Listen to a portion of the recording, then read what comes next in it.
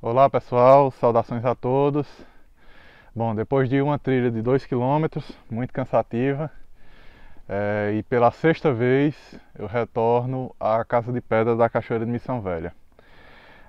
Esse é um marco histórico daqui da nossa região, talvez um dos mais importantes que fazem referência ao nosso período colonial. Em 1703, o Manuel Rodrigues Ariosa pediu ao Capitão Mor, daqui da capitania do Ceará, a Carta de Sesmaria, e que tinha os seus limites entre o Rio Salgado e o Riacho São José. Ou seja, as terras do Manuel Rodrigues Ariosa, elas iam até o Crato. Começavam aqui na Cachoeira de Missão Velha e iam até o Crato. Faz-se mister destacar também que a concessão de cartas de Sesmaria, elas dependiam bastante da questão de marcos geográficos, né? Como não existiam medidas exatas para você demarcar as terras, você demarcava por acidentes geográficos, uma serra, um rio, um lago, coisas dessa natureza. Então, segundo os mapas de Pedro Teberge, que foram feitos no século XIX, a casa forte que o Manuel Rodrigues Ariosa habitou, ela ficava nessa região aqui do sítio Emboscada. Pela posição do mapa, não se trata dessa casa, né? Se trata de uma outra casa que na época, em 1863, ela já estava em ruínas. Então, em 2021, obviamente, a gente não vai ter mais muita coisa dessa casa. Entretanto, nós temos a Casa de Pedra aqui, que é um remanescente do século XVIII, né? Existem pesquisadores que dizem que essa casa foi construída durante a Guerra de Pinto Madeira, em 1831. Mas os elementos construtivos dela e também todo o sistema de muro de pedra que circunda ela, que ele se inicia nessa lateral aqui, sobe, faz a volta e pega toda essa área, o que dá indício de que essa casa era usada por viajantes ou criadores de gado, né? Me levam a crer, enquanto historiador, que essa casa seja do século XVIII, né? O próprio fato dela usar pedra em toda a sua construção, por quê? Porque a pedra era um material abundante aqui e a pessoa teria a preocupação somente de ir atrás da argila e do cal. Então, finda sendo uma fonte primária de habitação do século XVIII, de habitação dos primeiros ocupantes europeus dessa terra, e nos diz um pouco também de como era a vida no Cariri colonial na época do Ceará Colônia.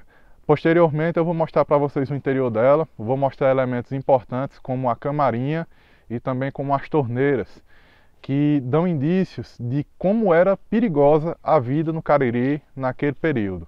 A pessoa tinha que estar sempre armada e pronta para receber ataques ou de inimigos ou dos próprios nativos da terra que, vez ou outra, se levantavam contra os ocupantes europeus. E a camarinha é o principal indício da presença de mulheres nesse imóvel. Isso quer dizer que quando ela foi construída, foi habitado por um casal ou por pessoas que tinham na casa mulheres.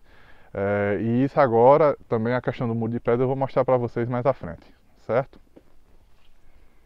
Aqui no interior da casa, a gente consegue visualizar a questão dos elementos construtivos dela. As torneiras, a gente tem aqui na fachada. E nós temos também resquícios de armadores. Nós temos também torneiras aqui. As torneiras, para quem não sabe, elas eram usadas para proteção do imóvel, né? Você conseguia inserir a arma, né, a espingarda, o rifle, e disparar sem ser atingido, ou com uma probabilidade menor de ser atingido. Aqui nós temos o armário. Aqui provavelmente deveria ser algum outro local para colocar valores ou coisa do tipo, porque a gente vê que ele é mais protegido, né? Deveria ter um tampo. E aqui nós temos as camarinhas, a camarinha na verdade, é só uma principal do imóvel, que é o indício de que viviam mulheres, né? A camarinha era um quarto totalmente fechado, que era tanto para a questão da privacidade quanto da proteção da mulher e do controle do marido sobre a mulher também, né? Infelizmente a casa tá... Cada vez que eu venho aqui ela tá pior, né? Porque como o telhado desabou e o material dela é basicamente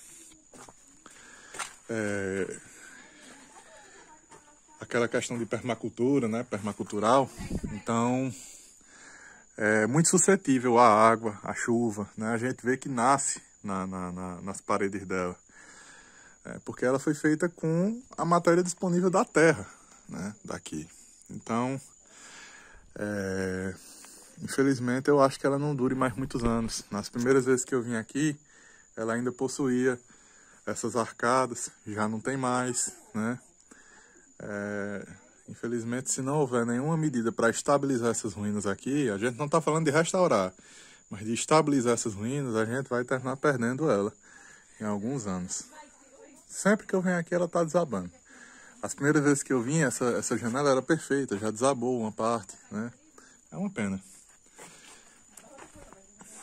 Aqui na parte externa, a gente tem o que primordialmente deveria ser um alpendre.